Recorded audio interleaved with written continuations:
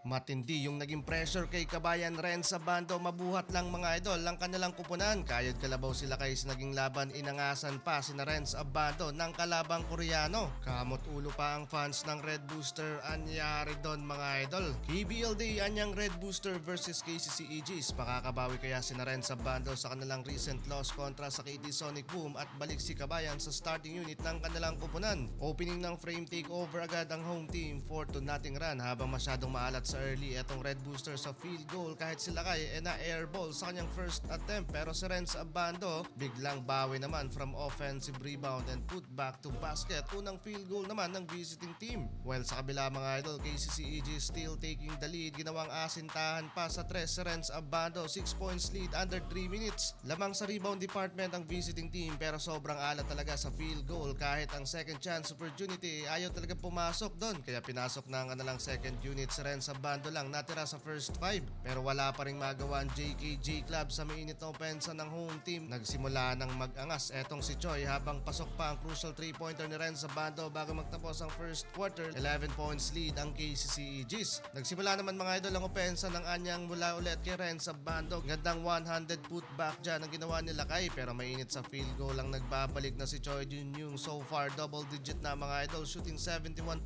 mula sa field. Halos 1:2 ang sinasagot ng home team sa field goal na ginagawa ng JKJ Club, plus nakakasabit pa ng end one basket dyan. Habang si Renz Abando nakapagpahinga na din under 6 minutes mark na may 7 points and 5 boards. Hanggang sa umabot na nga sa 20 points ang pinakamalaking kalamangan ng KCC Aegis, tuloy-tuloy pa rin mga idol ang pamamaga ng malaking kalamangan ng home team. Maagang nag-collapse etong Jungkwan Jang sa kanilang depensa at opensa. Tambak ng 27 points ang Jungkwan Jang, 31-58 end of first half. Third quarter, another turnover na naman ang nakomit nila kaya na-convert yun into quick 100 dunk ng import ng kalaban. Hindi pa tapos mga idol ang laban, naghahabol na ang Jungkwan Jang with a big run mga idol, and finally under 7 minutes mark kumonekta din mga idol ang tres ng Jungkwan Jang. Napaka-crucial na puntos yun mga idol para sa laban. From 27 points lead, baba na sa 20 points ang kanilang hinahabol. Yun nga lang, ayaw paawat ni Choi dito sa laban with a pull-up J. 4 straight points ang kanilang naisagot kaya halos ayaw nang maibaba ng Red Booster ang lead ng kalaban. Gustong buhatin mga idol ni Renz Abando ang laban, nakapag-draw pa ng foul kay Choi and 2 of 2 free throw, pasok yan mga idol. Pero hindi pa yon sapat mga idol dahil naibalik lang naman ulit sa 27 points ang advantage ng home team, 51-78.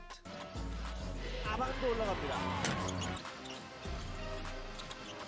전동 미드레인지 막한 두 명 사이로 포켓 패스, 워싱턴의 패스, 아반도를 막아세우세요. 최준용 노로 패스, 시간이 이제 4초 남았습니다. 나바로의 점퍼 들어갔습니다. 오늘 4득점째.